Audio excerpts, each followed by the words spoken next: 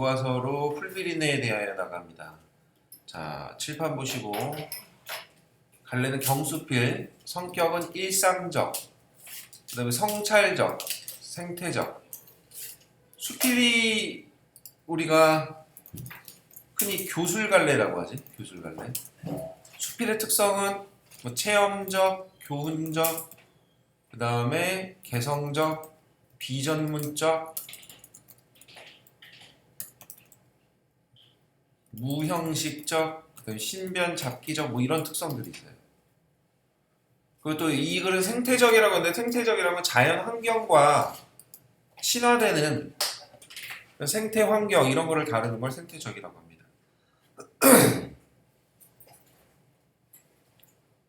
자, 주제 하나씩 번갈아서 읽어보겠습니다. 자동차를 사용하는 바람직한 태도와 생태주의에 대한 성찰.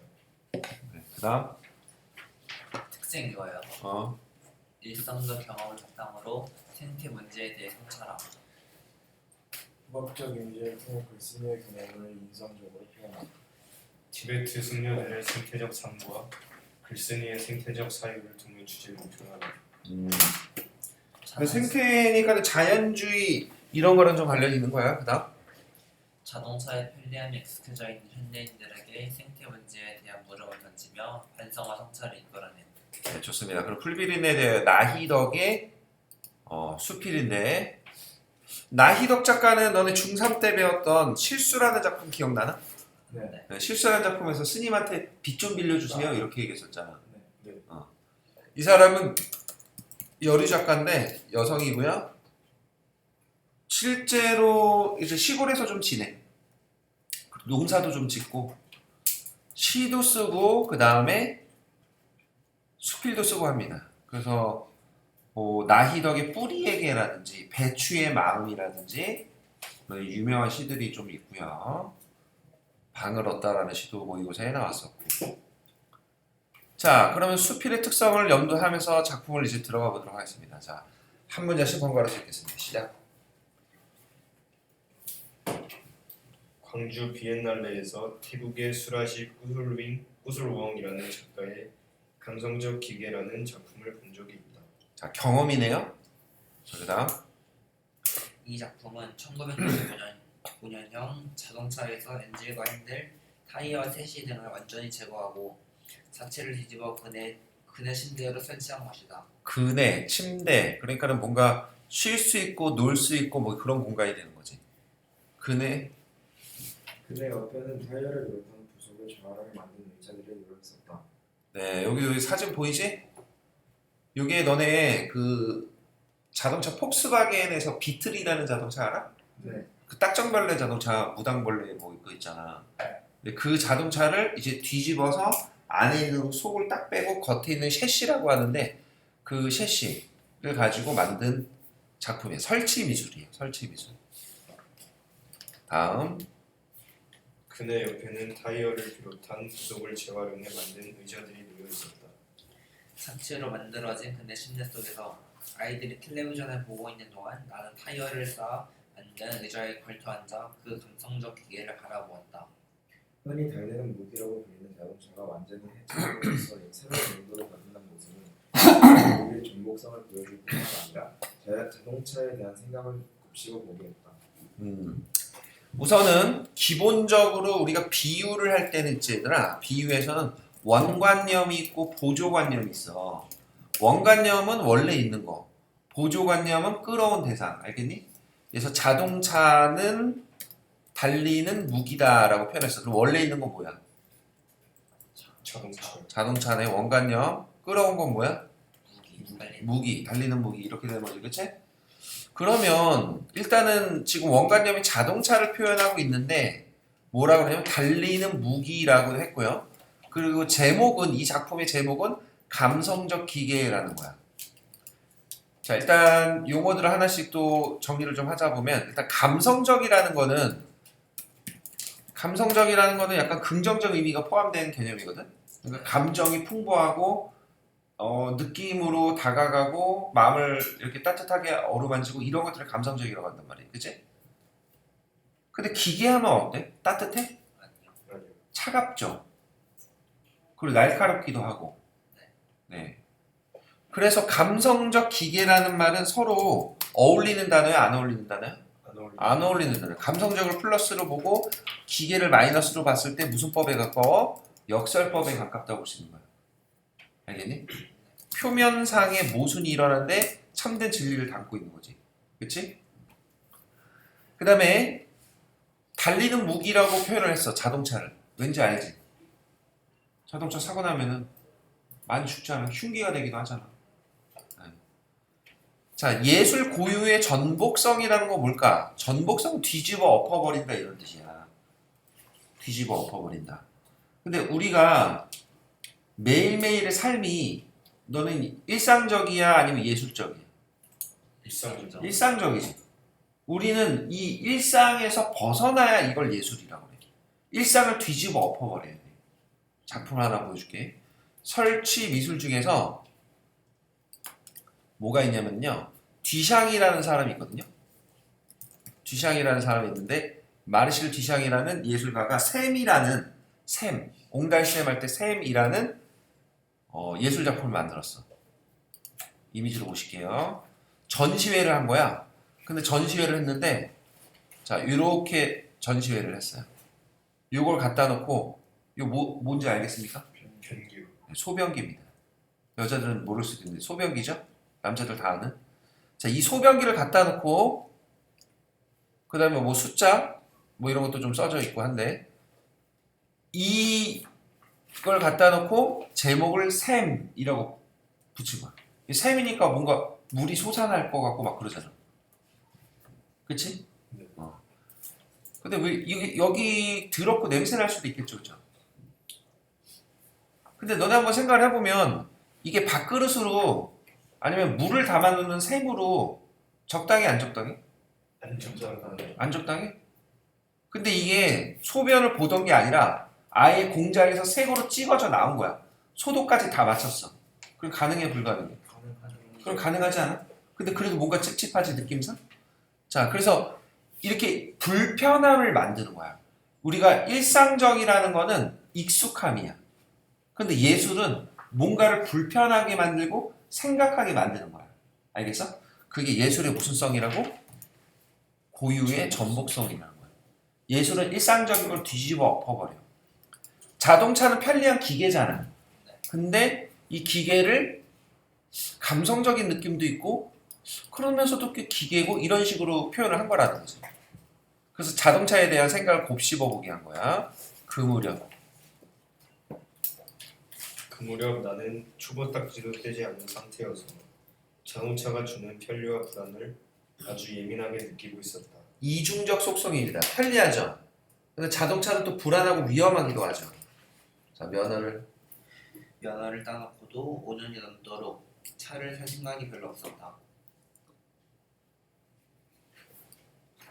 그런데 아이들을 데리고 객지로 이사한 후로는 하나부터 열까지 내 손으로 해결해야 되고 어쩔 수 없이 운전을 하게 되었다. 장도 봐야 되고 애들도 데려다 줘야 되고 하니까 물론 처음엔 출퇴근 때나 장을 볼 게 많을 때만 차를 가지고 다녔다. 자, 그러니까 최소한의 이동으로만 쓴 거지. 그러나 마음이 답답할 때 무작정 차를 몰고 교회로 나가는 습관이 생겨나기 시작했고 실제적인 목적 없이도 차를 모는 일이 잦아졌다. 운전을 하다 보면 이제 처음에는 꼭 필요할 때만 운전을 하다가 나중에는 그냥 일상이 되어버리잖아요. 자, 누구의 방해를 받지 않고 나를 어디로든 데려다 줄 수 있는 밀폐된 공간에 그렇게 조금씩 길들여져 갔다. 자, 편리함이라는 그런 속성에 익숙해진 겁니다. 자, 스웨덴의 생태학자인 에민 캔스ler는 자동차라는 물건이 자기 자신의 영토 안에 머물고자 하는 의지와 이 영토 밖으로 움직일 필요성을 동시에 충족해준다 라고 말한 바 있다. 모순된 욕망입니다. 모순된 욕망. 그러니까 자동차는 빨리 이동하는 게 목적이어야 돼? 안에서 편안한 게 목적이어야 돼? 이동. 원래 기본적으로는 빨리 이동하는 게 목적으로 나온 거지. 근데 안에서 편안히 쉴 수 있게 만들어줘야 되는 거야. 이래서 빨리는 이동하는데 완전 개불편해. 승차감이 별로야. 그럼 사람들이 그 차를 타겠어 안 타겠어? 저요. 안 타죠. 그러니까 안에서 최대한 편안하게 릴렉스 할 수 있어야 돼. 그러면서도 빠르고 이동할 수 있어야 돼. 이걸 동시 충족해줘야 되는 게 바로 뭐냐면 자동차라는 거야. 자, 현대인들이 자동차라는 아늑한 자궁으로부터 잠시도 떨어지고 싶어하지 않는 것도 바로 이 모순된 욕망을 자동차라는 공간이 해결해주기 때문일 것이다. 자, 자동차를 또 뭐라고 했어? 아늑한 자궁이라고 했어. 그럼 이거는 긍정적 비유야, 부정적 비유야? 긍정적. 긍정적 비유야. 아늑하잖아. 우리가 엄마의 자궁 안에서 이렇게 그 자라나고 이렇게 보호받고 있었잖아요. 그렇죠? 긍정적 표현이 뭐야? 근데 모순된 욕망이 뭐죠? 모순된 욕망? 움직일 필요성과 안에 머물고자 하는 의지 두 가지잖아. 이게 모순된 거라고. 이거를 누가 해결해 준다? 자동차가. 그래서 잠시도 떨어지고 싶어 하지 않아. 그래서 우리가 너네 알다시피 코로나 때 유행한 것 중에 뭐가 유행했는 줄 알아? 차바가 알아 몰라? 아, 네. 차는 원래 무슨 수단이야? 이동 수단이지. 근데 호텔비도 비싸고 캠핑도 불편하고 하니까 차박이 유행을 하는 거야. 차에서 음식도 해 먹고 막 그 차에서 잘 수도 있고 이렇게 만드는 거지. 그런 게 이제 유행을 하게 된 거야. 사람들이 이렇게 차를 떠나고 싶어 하지 않게끔 만든 것도 이제 자동차 업체의 상술이라고 볼 수가 있는데 이런 모순된 욕망을 자극한 거죠. 알겠죠? 앞에서 말한 감성적 기계처럼 자동차를 해체하지 않아도 자동차는 이미 충분히 감성적 기계 노릇을 하고 있는 셈이다. 그래 감성적 기계라고 제목을 붙였지만 그렇게 제목 안 붙여도 이미 감성적인 기계야 라는 겁니다. 하지만 얼마 안 가서 자동차에 대한 낯설고 당혹스러운 경험을 하게 되었다. 갑자기 서울에 갈 일이 생겼는데 주말이라 차표를 구할 수 없었다. 몇 번을 망설이다가 나는 초보 주제 식구들을 태우고 서울로 가는 고속도로로 접어들었다. 고속도로는 여러분 최저 속도 있고 최고 속도 있는 거 아시죠? 시속 한 80에서 110km 정도까지 왔다 갔다 하는데 되게 빠른 속도예요 여러분. 거기에 사람이 치이면 어떻게 될 것 같아요? 시속 100km로? 쪼개지고. 죽겠죠 뭐. 터지겠죠. 그런데 생각해 보세요. 그 속도로 달리는데 풀벌레 있지. 풀벌레가 물론 가볍긴 하겠지만 풀벌레도 타닥타닥 부딪히면서 어떻게 될까? 얘네도 그냥 터져버리는 거야. 자 다음.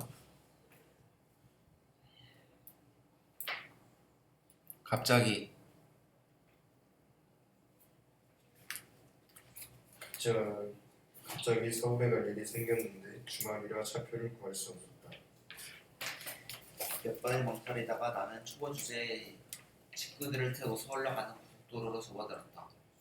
김정을 해서인지 무사히 서울에 도착해서 일을 보고 다음날 밤에 광주로 돌아올 수는 있었다. 그런데 밤에 고속도로를 달리다 보니 차창에 무언가 타닥타닥 부딪히는 소리가 났다.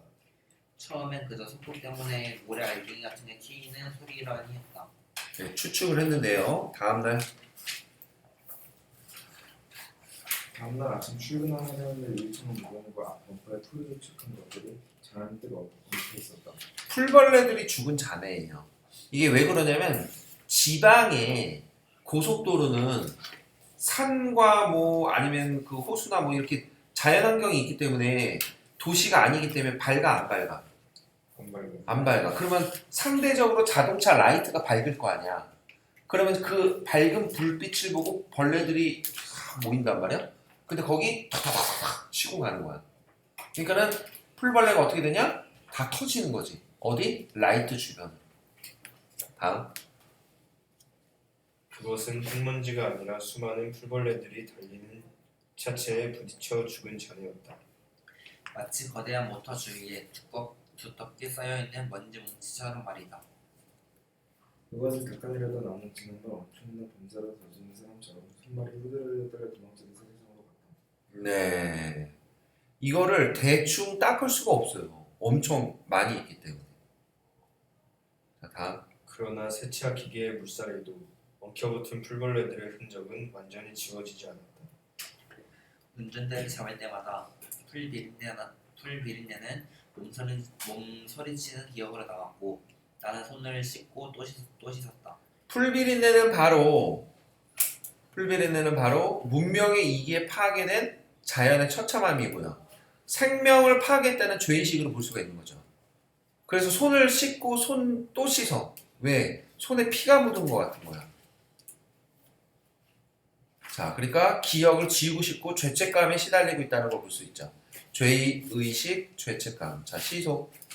시속 100km 정도의 속력은 그렇게 많은 풀벌레가 진입에 든다는 것을 느끼기 어렵지만 이런 살상의 경우를 모든 운전자들이 초롱초롱 겪었으리라는 사실이야말로 나에겐 예상치 못한 충격이었다. 자, 우리 남학생들만 있어서 초경이라는 게 익숙치 않겠지만 초경은 뭐냐면 여성들이, 여자가, 소녀가 처음 월경, 생리를 하게 되는 그 과정인 거예요. 너네 갑자기 코피가 나면 어때? 좀 놀랍죠?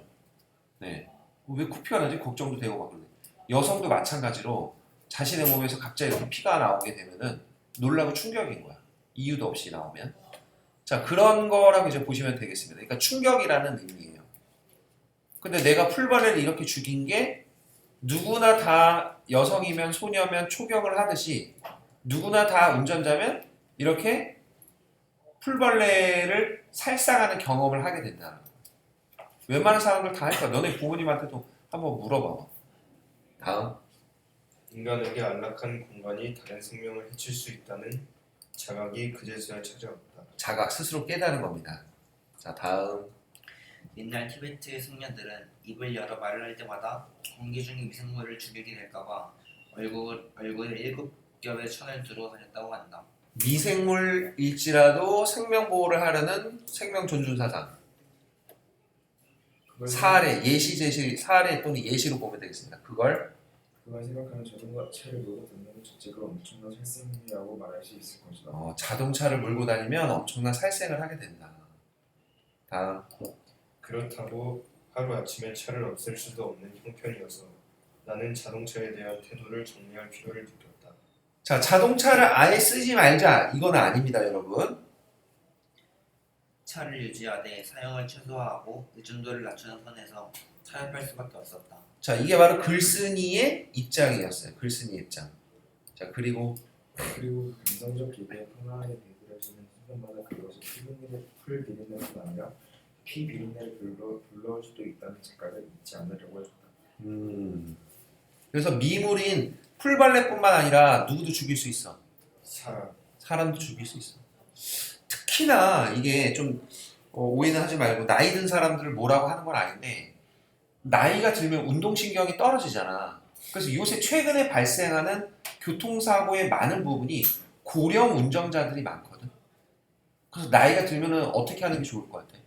차를 계속 운전해야 될까? 대중교통. 나이가 들면은 그래서 요새 무슨 제도가 있냐면 면허증 반납 제도가 있어. 그래서 내가 70, 80 넘어서 운전하기 좀 그렇다. 그럼 저 이제 면허증을 반납할게요 라고 하잖아? 그럼 경찰서에서 10만 원짜리 교통카드를 하나씩 줍니다. 공짜로 이렇게 쓰라고. 그럴 필요가 좀 있을 것도 같아요. 물론 자동차가 점점점 편해지고 자율주행도 생기고 하긴 하는데 어쨌든 이게 위험할 수 있으면 거기에 대한 책임과 의존도를 낮추는 것도 필요하다는 겁니다. 자, 다음. 운전을 시작하기 전까지 나는 걷기 예찬자였고 인공적인 공간보다는 자연 속에 머물기를 누구보다 좋아했다. 자, 이 사람은 자연 친화적인 작품을 많이 쓰고 좋아했다고. 알겠어? 배추의 마음이라는 시가 있어. 배추의 마음. 한번 보여줄까? 자, 배추도 마음이 있나 보다 이렇게 시작하는데요. 배추의 마음 나히러. 배추에게도 마음이 있나 보다. 씨앗 뿌리고 농약 없이 키우려니 친환경으로 키운 거야. 하도 자라지 않아서 가을이 돼도 헛일일 것 같다. 그래도 지나가면서 나는 너희로 기쁠 것 같아 해. 잘 자라서 기쁠 것 같아 라고 얘기를 해줬대. 늦가을에 배추 포기 묶어주면서 보니까 배추가 잘 자랐다. 그런데 배추벌레 한 마리가 여기서 갇혀서 못 나오면 어떡하지? 걱정을 하는 거야. 그러니까 배추 농사를 짓는 사람은 배추벌레가 좋을까 안 좋을까? 안 좋지. 근데 이 배추벌레가 죽을까봐 갇혀서 이렇게 배추를 묶어야 되거든. 그게 걱정되는 거야. 그러니까 이 사람은 자연 친화적이고 생명 존중 사상 이런 게 있는 사람이라고. 알겠어? 원래 성향 자체가 그런 사람이야. 나는 원래 자연 좋아했다. 자, 그러나 차를 소유하고부터 생태적인 어떤 발언도 할 자격이 없다는 생각이 들곤 했다.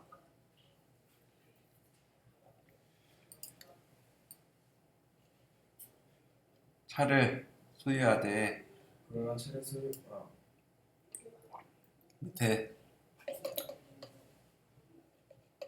차를 소유하되 그 계속되지 않는다는 것 이런 스스로는 조건이 앞으로 얼마나 지속될 수 있을지 모르겠다. 자, 다만 그날 아침에 풀비린내가 원죄의식처럼 운전대를 잡은 내 손에 남아있을 따름이다. 원죄의식 뭔지 아시죠? 아담과 이브가 선악과 따먹은 그거 있잖아. 네. 그래서 자동차에 대한 글쓴이의 태도가 정리되고 있다. 이렇게 보시면 되겠고요. 죄책감을 느끼고 풀비린내를 통해서 성찰하게 되는 거죠.